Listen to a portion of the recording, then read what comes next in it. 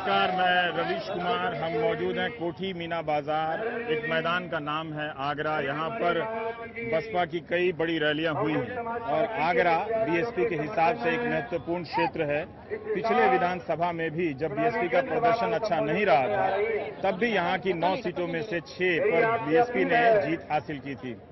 अक्सर opinion poll के सर्वे आप देखेंगे या मीडिया की रिपोर्ट देखेंगे तो बसपा को बहुत कम जगह मिलती है, नकारात्मक रिपोर्ट उनको मिलती है। ये एक सही बात है। तो ये भी सही बात है कि हर बार बीएसपी नहीं जीतती, पर इस बार चुनौती कुछ दूसरी है कि जब मीडिया में ये बात अब लिखा जाने लगा है हर तरह के विश्लेषणों में कि कांग्रेस और समाजवादी पार्टी काफी आगे है।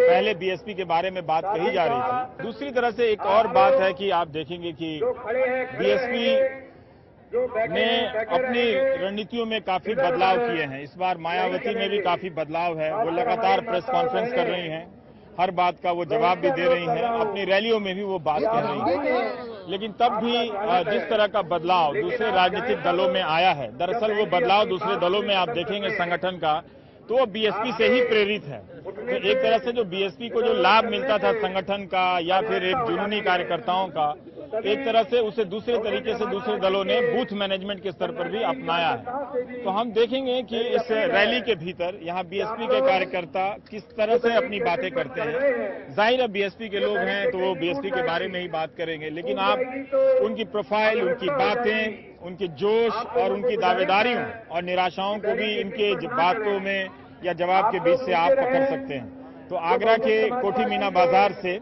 हम आपको ये बताने का प्रयास करेंगे कि 2012 में बीएसपी ने जो नुकसान हासिल किया था और 2014 में वो अकेली पार्टी थी तमाम संगठन क्षमता के बावजूद, जिसे यूपी की लोकसभा में एक भी सीट नहीं मिली।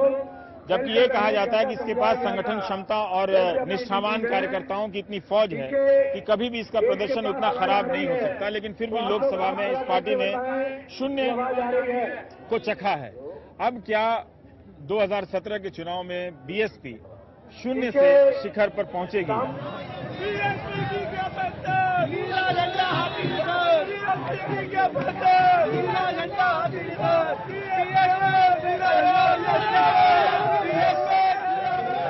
आप बसपा के लिए कितना सपोर्ट, कितना मेहनत करते हैं अश्विनी जी? आप? मैं पार्टी के कार्यकर्ता हूँ बीएसपी का।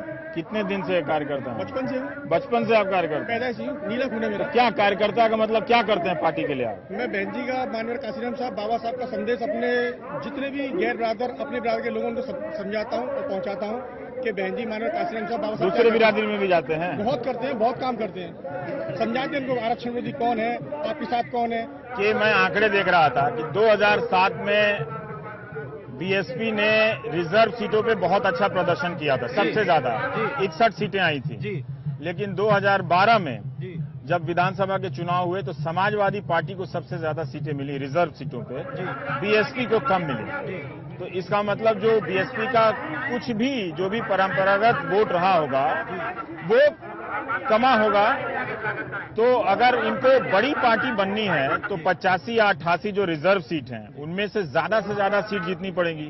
तो ये कहा जाता है कि जैसे वाल्मीकि को एक भी टिकट नहीं दिया तो वाल्मीकि समुदाय पूरी तरह से साथ नहीं है, पासी समुदाय पूरी तरह से साथ नहीं है। तो मैं आप लोगों से पूछ रहा था, क्योंकि आप गलियों में घूमते हैं, तो फिर आप लोग जब उन समाज में जाते हैं तो क्या दिक्कतें पाते हैं? क्यों वो लोग बीजेपी की तरफ चला गया? जैसे कश्यप जाति है, जो अति पिछड़ी जातियां हैं, ये कहा जाता है कि वो बीजेपी ने उन पर काम किया है बहुत ज्यादा, तो क्यों आपके पाले से निकल गए? तो आप लोगों की नजर में क्या कारण लगता है? जो लोग अब जागृत हो चुके हैं, वो लोग अपने दलित समाज में, खटिक समाज, कोली समाज, वाल्मीकि समाज, बिहार समाज, धोबी समाज और जाटव समाज में सबके अंदर में दलितों को एक यूनिटी का बहुजन समाज पार्टी भाईचारे का काम कर रही है, उनके बीच में जा रही है। काशीराम सबको जोड़ गए थे, सबको जोड़ दिया था ना उन्होंने, कब जोड़ दिया था? अभी क्या हो गया? मानवर कांसीराम साहब ने हमको जोड़ने का रास्ता दिखाया था, अपने जीते जी पूरी तरह से सफलता नहीं मिली थी। माननीय बहन जी के नेतृत्व में वही भाईचारा जो साहब ने दिया है वही चल रहा है। जी, आप स्लोगन में बोल रहे हैं जी, उससे कुछ नहीं होता जी। लेकिन 2012 में बीजेपी की रैली में जाऊंगा तो बीजेपी के लोग भी इसी तरह से स्लोगन में बोलेंगे, उससे कुछ नहीं होता। थोड़ा ऐसा भी बोले जिससे हमको भी कुछ सीखने को मिले, है ना?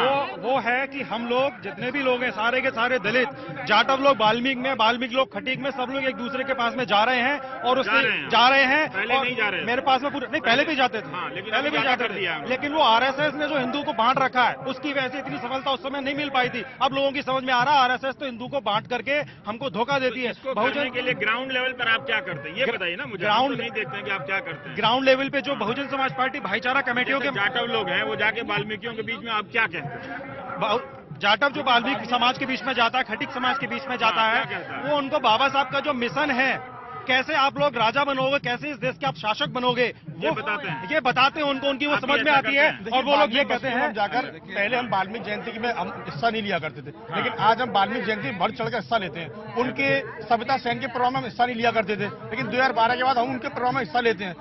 खटीक समाज में हम और रविदास जयंती में हम पहले हिस्सा नहीं लिया करते थे, जो सिख लोग बनाते थे, अब उसमें हम हिस्सा लेते हैं। तो 2012 में हमसे ऐसी सीटें छीनी गई, वो उसमें क्या था कि उनको एक बात समझा दी गई कि यहाँ केवल जाटव है, जाटव है, जाटव और कुछ नहीं है, और बाकी जाति हमसे दूर रही। लेकिन अब हमने 2012 के हारने के बाद हमने ये किया, वो आप जो आपका मेहनत का जो काम है आप वैसे करते हैं। अब हम वो कर रहे हैं। 2012 में के बाद हमने क्या किया है कि हर एक अपने पड़ोसी को, हर एक अपने गैर जाटव दलित को अपने साथ रखा है, उनके गैर जाटव दलित को, और उनके प्रोग्राम में हमने बढ़ चढ़ के हिस्सा लिया है, उनके प्रोग्राम को अपना प्रोग्राम समझा है। आप देखिए वाल्मीकि जयंती अभी आप आगरा में आएगी तो उस वाल्मीकि जयंती में 60% वाल्मीकि होंगे तो 40% जाटव होंगे। जितनी झांकियां वाल्मीकि समाज की होंगी उतनी आधी झांकियां जाटव समाज की होंगी। वाल्मीकि जितने भी हैं हम लोग उनके पास जाते हैं, और गैर जाटव जितने भी हैं हम उनको बताते हैं कि अगर बीजेपी सरकार आती है तो सबसे पहले वो आपका आरक्षण खत्म करेगी। अच्छा, आरक्षण खत्म करेगी तो आपकी जो नियति पहले थी 5000 साल पहले लोग आगे जाटव के लिए जो स्थिति बनाते थे उसको खत्म करेगी। दूसरी चीज 3.5 लाख यहाँ पर मजदूर है, जाटव मजदूर है, पेटा मजदूर है। इन मजदूरों को नोटबंदी ने तोड़ के रख दिया है। हम लोग पब्लिक में जाते हैं, पिछले 3-6 महीने से हम जा रहे हैं और बता रहे हैं कि वास्तव में आपके लिए सरकार कौन सी अच्छी है। तो इसको पार्टी ने ये कार्यक्रम दिया है कि आप लोगों को जाना है, या आप लोगों ने खुद से शुरू किया है? ये हमने अपने आप खुद से स्टार्ट किया है। ये हम सब लोग और हम मिलकर कार्यकर्ता है, पदाधिकारी हो, हम सब मिलकर अपने एकजुट काम कर रहे हैं। जिस गली मोहल्ले राजू वाल्मीकि जी जो है स्टार प्रचारक बहन जी ने बनाया है, राजू वाल्मीकि बहन जी ने बनाया, आगरा में आए, उन्होंने 2-3 सभाएं की हैं और बहुत ही। राजू वाल्मीकि कौन है बताइए? आप अच्छी बातें बताएं। राजू वाल्मीकि जो है ये मान्यवर सिद्दीकी साहब, जो सिद्दीकी साहब हैं हमारे राष्ट्रीय नेता, उनके पीआरओ थे 18 विभागों के। उनको स्टार प्रचारक बनाया, 29th रैंक है उनकी। 40 स्टार प्रचारक 5 स्टेटों के लिए बहन जी ने, बसपा के। मतलब उन लोगों का प्रचार मायावती के अलावा भी वो लोग करते रहते हैं? नहीं, वो पार्टी स्तर से कर रहे हैं, पार्टी स्तर से। और पांचों प्रांतों में वो लोग घूम रहे हैं। आगरा में आ चुके हैं, पहले से कई महीनों से आ रहे हैं। अब इसी तरह से एक अच्छी जानकारी मिली, राजू वाल्मीकि स्टार प्रचारक समाज और जो समाज पवन दिवाकर जी हैं। ये कौन है? ये दिवाकर जी समाज से बिलोंग करते हैं, धोबी समाज से बिलोंग करते हैं। ये लोग अपने दिल से खुद आए हमारे पास। मैं एक एनजीओ चलाता हूँ, एनजीओ के बेस पर मैं काम कर रहा हूँ। मैं कोई पदाधिकारी नहीं हूँ अभी इस समय पार्टी का। मैं पहले पूर्व प्रदेश प्रभारी था भाईचारा का, लेकिन मैंने अपनी नियति के हिसाब से, मैंने अपना धर्म समझते हुए इस समाज के लिए, सभी समाज के लिए, गैर जाटव समाज के लिए काम करता हूँ मैं। अभी मैंने कम से कम हजारों मुस्लिम जोड़े हैं, हजारों वाल्मीकि जोड़े हैं। धोबी समाज के हुए, राजू वाल्मीकि सिंह बघेल हैं जो राष्ट्रीय महासचिव हैं। तो पहले इस तरह का नहीं था, पहले केवल चुनाव लड़ाई एमएलसी बनाए, लेकिन अब एमएलसी के साथ साथ राष्ट्रीय महासचिव भी है, प्रदेश प्रभारी भी है। आगरा के अंदर में बहन जी ने एक ऐतिहासिक काम किया है। 1986 के अंदर मेरे पिताजी ने बहन जी के हाथों से, उस समय राष्ट्रीय महासचिव बीएसपी थी, पंचशील, ऐतिहासिक बात बता रहा हूँ, उससे जुड़ी हुई पंचशील विद्यालय का शिलान्यास कराया था। बहन जी मुख्यमंत्री थी, 2008 में उन्होंने आकर के आगरा में दलितों का एक डिग्री कॉलेज दिया। उससे पूरा दलित इकट्ठा हुआ है आगरा के अंदर में। हाँ, बहन जी ने 2008 में आगरा के दलितों को एक डिग्री कॉलेज दिया है, और आगरा आने वाले समय में आगरा के सारे दलित मिलकर बहन जी से यूनिवर्सिटी की डिमांड करते हैं। 2017 में Pushpendra Bhaskar, I am from Agra. मैं श्री रामचरण भास्कर जी, बहुजन समाज पार्टी के संस्थापक सदस्य हैं, और इनके पिताजी बीएसपी के संस्थापक सदस्य थे, और 2 बार अभी है 84 की एज है, अभी है 84 की एज है। अब मंच पर बैठे हैं। तो काशीराम जी ने कई उम्मीदवारों को खड़ा किया था कि चलो हारो, 2 बार हारो, 3 बार हारो, बाद में कभी जीतेंगे। तो इस तरह से बीएसपी को सरकार बनाने का मौका मिला। जो लोग राजनीति में आना चाहते हैं उनके लिए भी ये सबक है कि बिना 2 बार 3 बार हारे आप राजनीति में आते नहीं। बहन जी मेरे घर आ चुके हैं, अश्विनी हैं और सतपाल जी हैं। इन लोगों से मैं यही पूछ रहा था, सत्य प्रकाश जी हैं, इन लोगों से मैं यही पूछ रहा था जब मैं CSDS लोक नीति के आंकड़े देख रहा था, तो उससे पता चलता है कि 2007 के साल में बीएसपी को 61 सीटें रिजर्व सीटों में से मिली थी, 88 सीटें कहते हैं। लेकिन 2012 का जब चुनाव हुआ तो समाजवादी पार्टी सबसे बड़ी पार्टी हो गई। 2007 से पहले के जितने भी चुनाव हुए उसमें बीएसपी कभी भी रिजर्व सीटों पर अच्छा नहीं करती थी, बीजेपी नंबर 1 होती थी। तो इस बार ये कहा जा रहा था कि क्या बीएसपी अगर उसको 150 से ऊपर की पार्टी बननी है या 100 से ऊपर की पार्टी बननी है तो उसे जो 87-88 रिजर्व सीटें उसमें उसे अधिकतम प्रदर्शन करना पड़ेगा, यानी कम से कम 2007 के स्तर पर जाना पड़ेगा 61 सीटों तक। तो इन मित्रों ने ये बताया यहाँ पर जो मौजूद हैं कि काफी कुछ बदला गया है। राजू वाल्मीकि एक स्टार प्रचारक बनाए गए हैं, हालांकि वाल्मीकि समाज को एक भी टिकट नहीं मिला है ना, ऐसा है। लेकिन और दिवाकर जी हैं जो धोबी समाज से हैं। तो इस तरह से जो कांशीराम ने एक जो इंद्रधनुषी समीकरण बनाया था दलितों का और अति पिछड़ों का, वो बिखरने की स्थिति में तो आया ही, और उनमें से बड़ा हिस्सा बीजेपी के पास गया। इसीलिए आप देखेंगे कि लोकसभा के चुनाव में यूपी में जितनी भी पार्टी हैं उनमें से सिर्फ बीएसपी है जिसे एक भी सीट नहीं मिली। प्रमुख पार्टियों में से बीएसपी को एक भी सीट नहीं मिलती है, सपा को मिल गई, कांग्रेस को भी कुछ ना कुछ, और सबसे ज्यादा बीजेपी को तो मिली ही। अगर बीएसपी ने ऐसा कुछ किया है ग्राउंड पे, जमीन पे, जो गैर जाटव और अति पिछड़ी जातियां हैं उनमें अगर उन्होंने काम किया, जैसा कि मीडिया रिपोर्ट से पता चलता है कि इनमें आरएसएस ने अपनी पकड़ बनाई है और ये लोग भी मानते हैं, अगर बीएसपी ने उसमें काम किया है तो उसका नतीजा बीएसपी को भी चौंका सकता है अगर वो असर कर रहा है तो देखना पड़ेगा। क्योंकि एक आंकड़ा और बताता है, मैं लोकनीति का ही देख रहा था कि जो जाटव समाज के भी लोग हैं वो भी पूरी तरह से एकजुट नहीं हुए थे 2012 में। ये सब आंकड़े हैं, मतलब ये एक चर्चा करने के लिए बात है। पर एक दिलचस्प है कि जो आम कार्यकर्ता हैं वो भी अब समझ रहे हैं कि ये जो दूरियां हैं बहुजन समाज की आपस की, उससे सत्ता तक पहुंचने की जो राह है वो मुश्किल होती जा रही है। तो बेहतर है कि उस दूरी को कम किया जाए, और इसमें एक बड़ा आधार बनता है आरक्षण, है ना, आरक्षण कि आरक्षण खत्म होगा तो सबके हित प्रभावित होंगे। बिल्कुल। दूसरा सबसे बड़ा पॉइंट एक मैं बताना चाहूंगा आपको, हम लोग सभी जातियों में जाकर ये पूछते हैं कि ऐसी कौन सी सरकार है जिसकी सरकार में अफसर 10 बजे बैठ जाता है, ऐसी कौन सी सरकार है जिसमें पुलिस वाले थाने में नहीं पिटते, उनके एडमिनिस्ट्रेटर की छवि कौन सी हम लेकिन पब्लिक को जो गैर जाटव के लोग हैं। अब मेरा एक दूसरा सवाल है, आप लोग ये मैं कई लोगों से पूछ गया, उसको दोहराने की जरूरत नहीं है। कई लोगों ने कहा कि उन्हें मीडिया से शिकायत है, मीडिया नहीं करता, ये तो 20 जब से 84 से बीएसपी बनी है तब से शिकायत है, ठीक। लेकिन मैं ये जानना चाहता हूँ कि अंबेडकर परंपरा में जितने विद्वान लोग, कुशाग्र बुद्धि के लोग हैं, कार्यकर्ता, आंदोलनकर्ता, अगर उनको प्रवक्ता बनाया जाता तो आज बीएसपी के पास प्रवक्ताओं की राजनीतिक दलों में सबसे अच्छी फौज होती कि नहीं होती? बिल्कुल सही कह रहे हैं, बिल्कुल सही कह रहे हैं। मैं ये नहीं कह रहा कि टीवी की बहस को मैं बहुत मान्यता नहीं देता, लेकिन फिर भी आपको लगता है कि बीएसपी को वहाँ पार्टिसिपेट करना चाहिए? बिल्कुल करना चाहिए, समय की मांग है, समय की मांग है। विवेक कुमार जी खबर भदौरिया जी हैं, प्रवक्ता है नहीं, आधिकारिक प्रवक्ता नहीं है, प्रवक्ता, हाँ, वो अपना काम पूरा कर रहे हैं और जनता के बीच में जाके नीतियों को बता रहे हैं।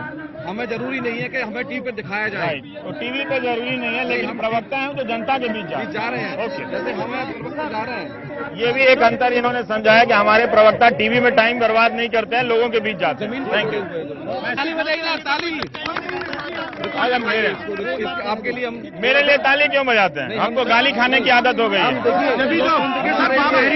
जो चौथा स्तंभ बाबा साहब ने लोकतंत्र का बताया, सारा मीडिया ऐसा नहीं है। एनडीटीवी के लिए एक जोरदार ताली लगाई जाए, जोरदार ताली बजाई जाए सब लोग। भाई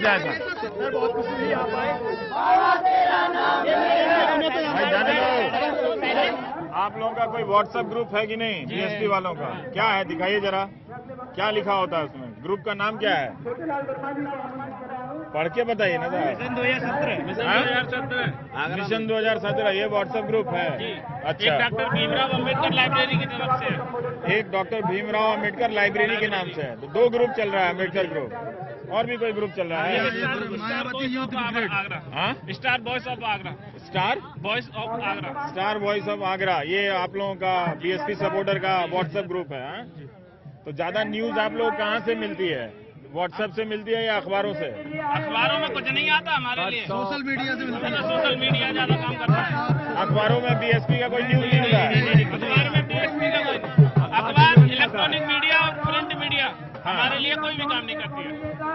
वो तो पैकेज वाला सिस्टम चलता है। तो आप देखते भी हो? देखते हैं, बस आपका प्रोग्राम देखते हैं। तो डेटा पैक तो बहुत लग जाता होगा यार। क्या करें सर, अपने मिशन के लिए काम करना है।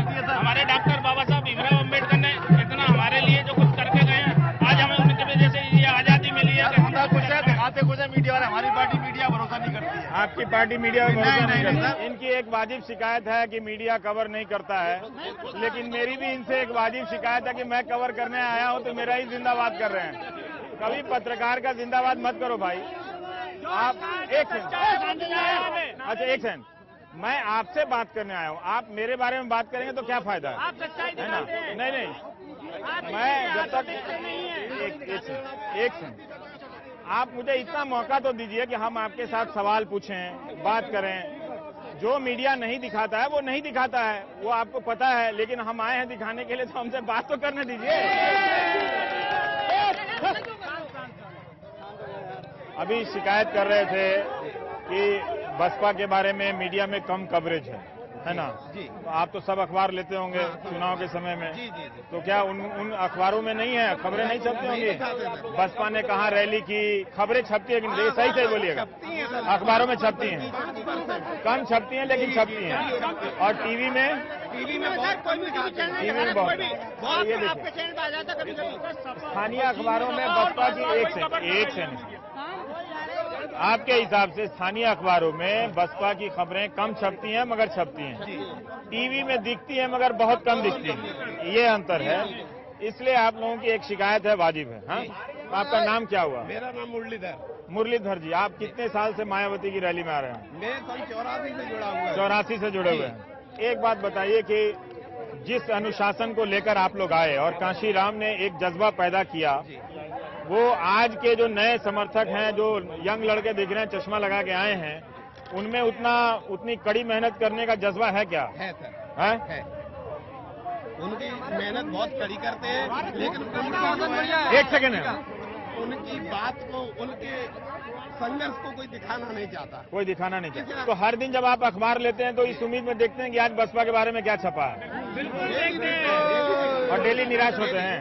कुछ नहीं था। हम सर फेसबुक भी चलाते हैं, व्हाट्सएप भी चलाते हैं। व्हाट्सएप पे जो हमारा मूल्यवादी संगठन है, व्हाट्सएप है, हाँ। वो कुछ खबरें दिखा रहा है। अच्छा, व्हाट्सएप पे ज्यादा, सोशल मीडिया पे ज्यादा छपता है। जी सर। अखबार लेते हैं, खोलते हैं, रोज निराशा होती है आपको। ठीक, अब मुझे व्हाट्सएप पे चलने वाले 2-4 बहुजन समूहों का नाम बताइए। देखिए, मूल्यवादी संगठन है, मूल निवासी संगठन है, बामसेफ है, बहुजन शिक्षक संघ है, बहुजन शिक्षक संघ है, दलित चेतना संघ है, दलित चेतना संघ है, SC ST OBC शिक्षक SC ST OBC शिक्षक संघ है 5, और मिशन 2017, मिशन 2017 6, और बसपा मिशन 2017 7, बसपा और युवा मिशन अम्बेडकर 8, बसपा युवा संघ, बसपा युवा संघ 9, युवा संगठन 10। मैं यहाँ 10 व्हाट्सएप ग्रुप जोड़ रहा हूँ। समता मूलक समाज 11, प्लेबैक सोसाइटी है 12। तो ये मीडिया को भी सोचना चाहिए कि अगर वो अपने दिखाने में या लिखने में अगर सबके साथ बराबरी नहीं करेगा। मैं अजीत सिंह की रैली में था, RLD की, वहां भी लोग कह रहे थे कि हमें अन्य की तरह दिखाया जाता है और हमें जगह नहीं मिलती है। यहाँ भी लोग कह रहे हैं, पर इसी वजह से व्हाट्सएप ग्रुप के जरिए ये अपनी रैलियों का समाचार दे रहे हैं और रैलियां प्राप्त कर रहे हैं। तो एक तरह से सोशल मीडिया, अगर आप देखेंगे कि ऊना की घटना या रोहित वेमुला की घटना के बाद अगर उसका कहीं असर ज्यादा पैदा हुआ तो वो सोशल मीडिया के कारण हुआ।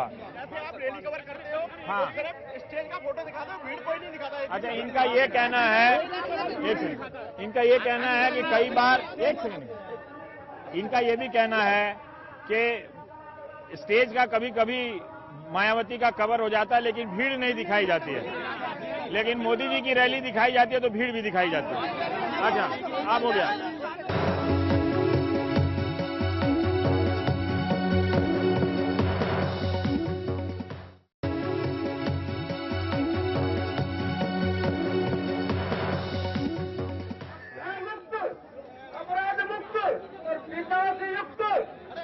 जनहित के साथ इनको कब्रों में गिरा करके भेजना होगा, 5,000 मुख्यमंत्री बनाना होगा। क्या नाम है आपका? बेबी है मेरा नाम। बेबी है। अच्छा ये बताइए कि बहन जी की पहले भी किसी रैली में आप आई थी क्या? हाँ, हम तो आते रहते हैं। हमेशा आती हैं? कोई लाता है तब आती हैं, खुद से आती हैं? नहीं लाते हैं और लाते नहीं हैं? लाते तो हम तो अपने किराए से आ जाते हैं। अपने से आ जाती हैं? और क्या नहीं।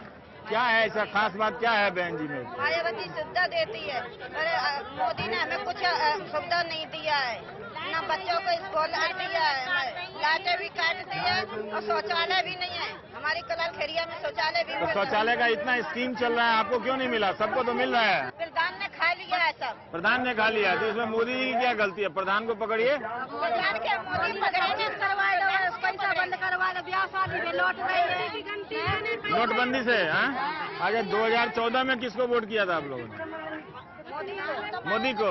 हाँ, आप 2014 में किसको दी थी? मोदी ने हमको भूखे मारते याद कर रहे काम नहीं मिल रहा है। क्या हुआ आपका? काम का क्या हुआ? जूता में काम करती थी।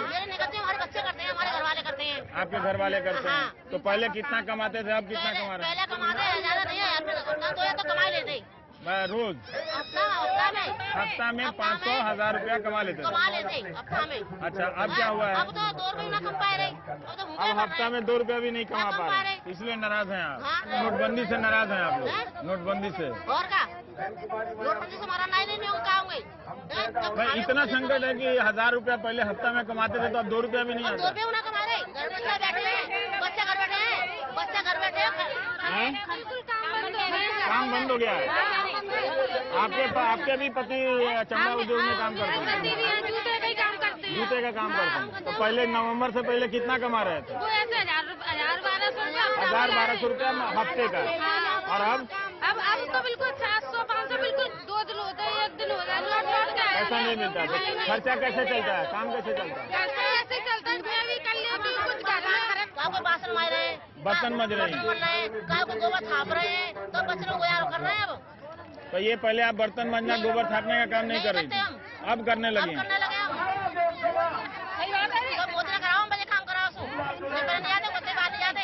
मायावती के राज में, बहन के राज में 50 रुपया हो, एक जनो कमा ला तो 4 जने ने कमा लेते, अब 10 जने कमा रहे, बहु पूरी ना कर रही। काम कैसे बंद हो गया? काम तो चल ही रहा था ना भाई 2 महीना। पहला पैसा बंद कराया था, अब पैसे हो गए बंद। अच्छा, पैसा बंद हो गया। तो कैशलेस डिजी धन नहीं है आपके पास, जो हम लोग यूज करते हैं, क्रेडिट कार्ड? तो वो धंधा कमाएगा ना, हम पहले जमा कर लेते, जब वो काम ही ना है तो कौन मांगेगा? वही खाएगा बच्चा। ये बात सही है। ये कह रही हैं, जब मैंने इनसे पूछा कि भाई जैसे हम क्रेडिट कार्ड यूज कर रहे हैं, कैशलेस तो आप क्यों नहीं यूज कर रही हैं? तो ये कह रही हैं कि जब हम जमा करेंगे बैंक में तब ना उसके बाद कैशलेस करेंगे। देखिए, ये हुई ना बात, ये बैंक में जमा करेंगे। और अभी इनका आप कहेंगे कि जो इनका हफ्ते की कमाई है, इनके पति की या महीने की कमाई है, वो बैंक में जाएगा। तो वो जब जाएगा, वो कमाई होगी तब तो बैंक में जाएगा। तो वो कह रही है कमाई बंद है, पहले से बैंक में कुछ है नहीं इनके, या ज्यादा नहीं है, तो कह रहे हैं कि जब है ही नहीं तो कैशलेस कहाँ से करेंगे? क्या किया? मोदी ने बैंक भत्ता नहीं, बैंक बंद कर दिया। वो जमा कर देगा हमें, अब जाओ तो ये बात आपकी सही है, प्रधानमंत्री कुछ एक्शन लेंगे इसमें। मोदी ने जैसे सिलेंडर दिलवाए हैं, उस सिलेंडर के पैसे आते बैंक में, हमारे खाते में तो वे भी नहीं आ रहे हैं। वो भी नहीं आ रहे और हैं? क्या नहीं आ रहे हैं? लेकिन सिलेंडर दिलवा के अच्छा किया। नहीं, जो करो अच्छो नहीं करो, बुरा करो भाई वाले। सिलेंडर दिया ना भाई आपको? मैंने नहीं दिया और लेडीज ने नहीं दिया, तो इनके खाते में पैसे नहीं आ रहे। पहले पैसे आते खाते में, पैसे भी अच्छा, ये भी है कि सिलेंडर के पैसे नहीं आ रहे हैं जो दिया। 2014 के मोदी जी की रैली में कौन कौन गया था? आप गई थी? अच्छा, बड़े बड़े बातें बोल रहे थे, महंगाई कम कर देते तो सब कुछ हो जाता। तो आपको लगा था कि महंगाई कम कर देंगे? लेकिन दिल्ली में वित्त मंत्री आंकड़ा देते हैं, जो कि ठीक भी है, सब हम लोग भी मानते हैं उस आंकड़ा को, कि महंगाई कम हुई है। लोगों के लिए ठीक है। आप लोगों को राजनीति से उम्मीद रहती है कि कुछ करेंगे नेता लोग? यही रहते थे, कुछ करेंगे, चलो कोई बात नहीं है। हमें क्या चाहिए? महंगाई कम हो जाए, थोड़े में गुजारा हो जाए। अच्छा, देखिए ये अच्छी बात है कि तमाम शिकायतों के बाद भी इनकी राजनीति से बहुत उम्मीद है। कहती हैं कि अगर से महंगाई कम हो जाए तो हमें और ज्यादा कुछ नहीं चाहिए। आपके हस्बैंड कहाँ काम करते हैं? एक सेकंड, कोई किसी को सिखाएगा नहीं? यही जूता को करते हैं। जूता में करते हैं। तो अभी कितना क्या असर पड़ा है काम पे? अब काम का जब पैसा बंद है गए तो काम ही न चल रहे। क्या कह रही है? नहीं सुनाई दे रहा। पैसा बंद है गए, काम ही न चल रहे। पैसा बंद हो गया है। मोदी ने ऐसा करवाई दो है, तो अभी आप इससे पहले बहन जी की रैली में आई थी कभी? पहले आए थे। पहले आई थी। बहन बेटी को शादी में 2-2 लाख रुपया देंगे। हाँ। उसने कुछ नहीं डाला है किसी को। बैंक में मिला नहीं शादी में, है ना?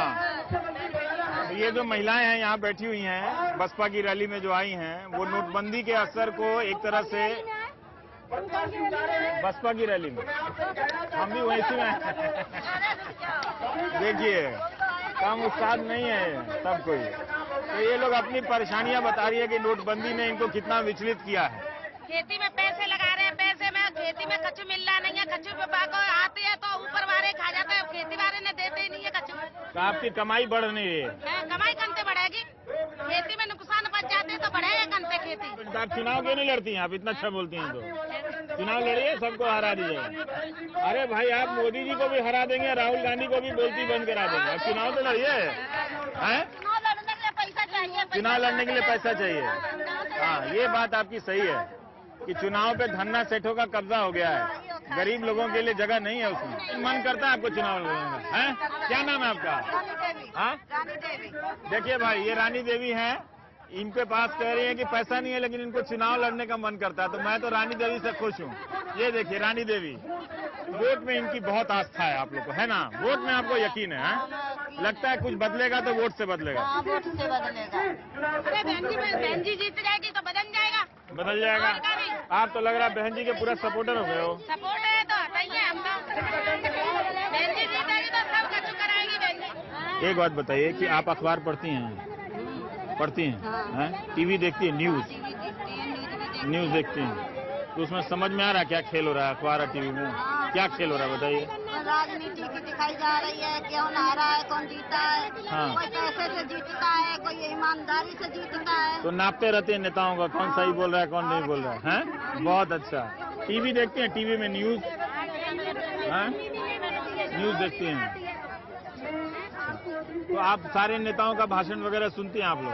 अपने गाते हैं, सब अपनी अपनी गाते हैं। जनता की कोई नहीं सुनता। तो आपसे किसके भाषण से आपको असर होता है? कब पता चलता है कि ये वाला आदमी ठीक बोल रहा है? जब बहन जी बोलती है, अब भी मालूम पड़ेगी क्या करेंगी बहन जी भी। अलग है, जात पात का तो भेद हटेगा थोड़ा, हम उठ के तो चलेंगे। बहन बेटियों का निकलना बढ़ना बहुत मुश्किल पड़ गया तो है। ये आप लोग जितने भी लोग हैं सब कोई जाटव समाज से हैं या अलग अलग समाज से हैं? जाटव भी है, कुछ और भी समाज अलग अलग। चक्कर में मेरी लड़की की सगाई छूट गई है। सगाई टूट गई आपकी लड़की की? जब नोट बंद हुए थे 1 दिसंबर में लेके अच्छा। लड़की के लिए आए तो आप दोबारा उससे नहीं शादी होगी? नहीं हो रही है। तो दूसरा लड़का खोजना पड़ेगा? नहीं, मेरी लड़की अब BEd करने के लिए जा रही है। अब वो पढ़ेगी? छोड़ दिया, पैसे मांग रहे तो दहेज मांग रहे। हाँ, बहुत अच्छा किया, बहुत ही अच्छा किया।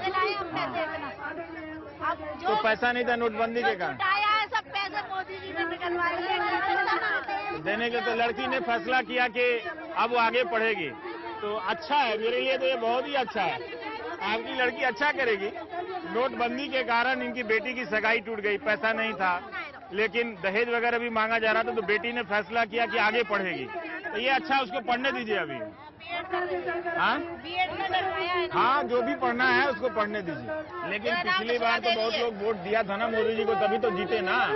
अरे तब हमने नहीं जीता, हमने ना दिया वोट। आप नहीं दिए थे। उन्होंने हमें बहुत सारी उम्मीदें जगाई थी कि महंगाई कम करवाएंगे और नौकरी दिलवाएंगे, ये सब उन्होंने वादे किए थे। इस वजह से कुछ वोट उनकी तरफ पहुंच गए थे। कुछ वोट गए थे ना आप लोगों के बीच से? पहुंच चुके थे इस वजह से कि उन्होंने महंगाई कम करवाने के वादे किए थे। तो अब आप लोग, वरना हम हमेशा, हमारा वोट बहन जी की तरफ ही रहता है हमेशा, चाहे वो जीते या ना जीते, लेकिन हम वोट हमेशा अपनी बहन जी को देते हैं। लेकिन लोकसभा के समय कुछ लोग चला गया था बहन जी से दूर। उन्होंने झूठे वादे किए थे इस तरह, और बहन जी की हमेशा बेटियां गायब हो जाती हैं, बॉक्स गायब करवा देते हैं लोग। यहाँ पे एक तरह से ज्यादातर लोग बीएसपी के सपोर्टर हैं। 2 महिलाओं ने कहा कि उन्होंने लोकसभा में जो मोदी जी ने वादे किए थे उनसे प्रभावित होकर वोट दिया था।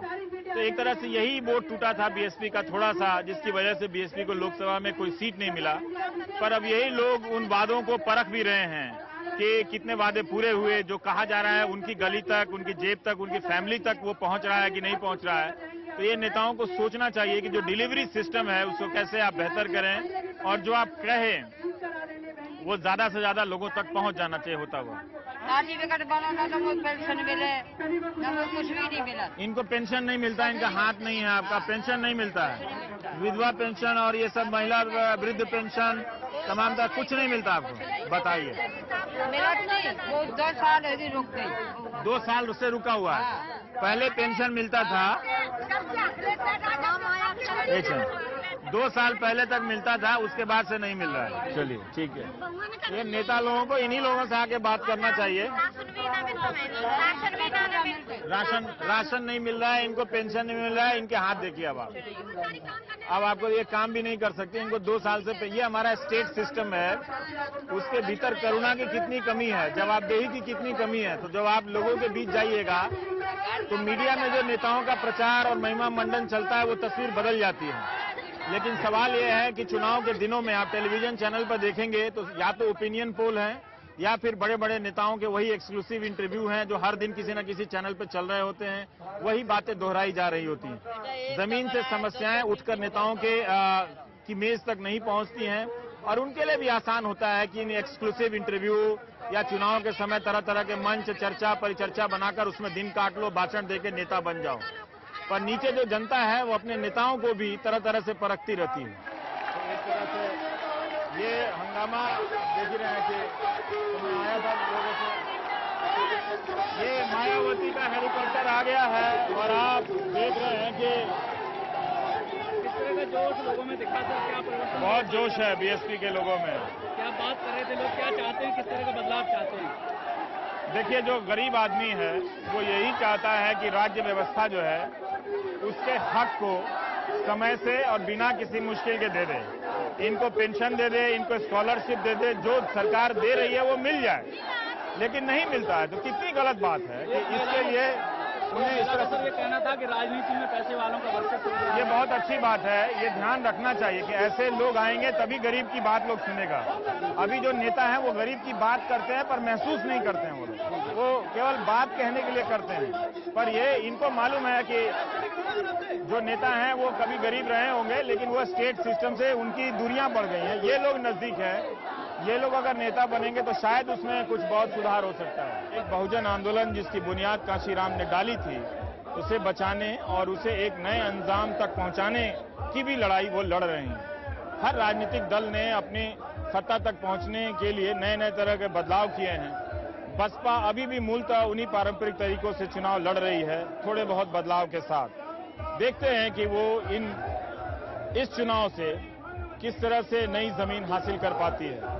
मुश्किल लड़ाई है, लेकिन फिर भी उसकी रैली में, इस मथुरा और आगरा की ये रैली है और जो लोगों का जोश है वो आप देखकर अंदाजा लगा सकते हैं कि ये तस्वीरें अगर टीवी पर लगातार दिखे तो फिर आप बसपा के बारे में कैसी राय बनाएंगे, ये आप खुद से भी पूछिएगा।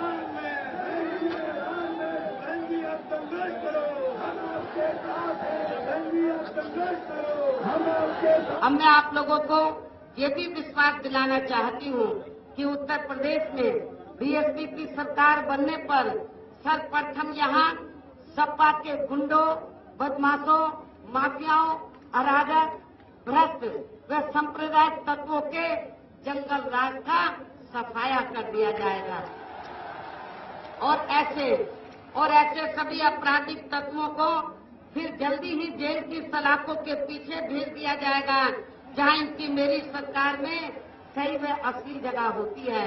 जहां मैं ये भी कहना चाहती हूँ कि प्रदेश में किसी भी जाति व धर्म से जुड़े जिन बेकसूर लोगों को जबरदस्ती अपराधी बनाकर उन्हें वर्षों से जेलों में कैद करके रखा हुआ है, तो उन मामलों की हमारी सरकार द्वारा समीक्षा करवाई जाएगी और इसकी रिपोर्ट आने पर फिर ऐसे सभी बेकसूर लोगों को जेलों से रिहा कर दिया जाएगा। अभी तक यहाँ प्रदेश में अपनी पार्टी की हुई चुनावी रैलियों से मुझे ये पूरा भरोसा हो गया है और आज की भी जो आपकी ऐतिहासिक रैली हुई है, इस रैली से भी मुझे ये पूरा भरोसा हो गया है कि अब इस चुनाव में बीएसपी की ही अकेले अपनी पूर्ण बहुमत की सरकार बनने के लिए जा रही है।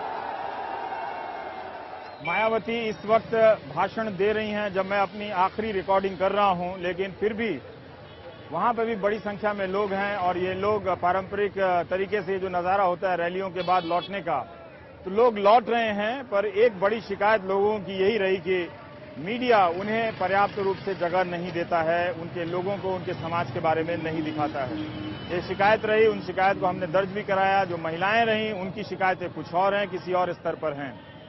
तो देखना यह है कि बसपा इस रैली में किस तरह से अपनी जगह बना पाती है। मायावती की इस रैली को हमने कवर करने का प्रयास किया। लोग कुछ ज्यादा उत्साहित हो गए, हमें भी लेकर उत्साहित हो गए, क्योंकि इन्हें लगता है कोई आता तो नहीं, तो जो आया है चलो उसी का स्वागत करते हैं। पर तरह तरह के व्हाट्सएप ग्रुप बनाए गए हैं और 50 प्रकार के व्हाट्सएप ग्रुप हैं जिससे न्यूज के विकल्प के रूप में सूचनाएं, न्यूज माध्यम के विकल्प के रूप में सूचनाएं आदान प्रदान हो रही हैं। तो हम देखते हैं कि इसका नतीजा क्या होगा। अभी ये रैली है, आगरा की रैली, अपने पारंपरिक गढ़ से मायावती ने एक तरह से ये एहसास तो कराया है। बताते हैं कि लोग 2014 में भी इतनी ही भीड़ थी। तो बसपा किस तरह से अपने कोर बहुजन वर्ग को जो सपोर्ट है उसको किस तरह से संगठित रखती है, ये हम देखेंगे। नतीजे के आने तक जो चुनाव की प्रक्रिया है फिलहाल उसमें दिलचस्पी लीजिए। तो आप देख रहे थे प्राइम टाइम, सत्येंद्र, जितिन बुटानी, सरप्रिया सांगवान और नसीम के साथ मैं रवीश कुमार। नमस्कार।